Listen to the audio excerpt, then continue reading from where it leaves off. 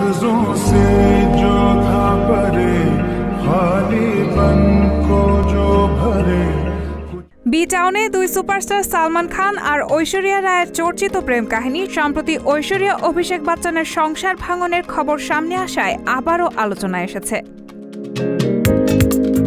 কারণ দর্শক এখনো চায় সালমান ঐশ্বরিয়া আবারও মিলে যাক, আর ঐশ্বরিয়ার বিয়ে বিচ্ছেদের গুঞ্জনের ফলে সেই আশা আবার জেগেছে ভক্তদের মনে।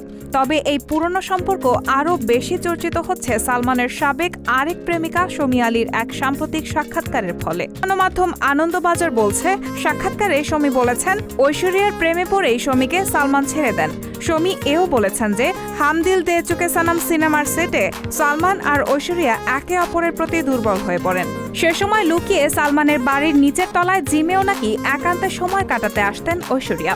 গুঞ্জন রয়েছে যে সালমান খানের সঙ্গে লুকিয়ে লোনাভালার এক বিলাসবহুল বাংলোতে বিয়েও সেরেছেন ঐশ্বরিয়া।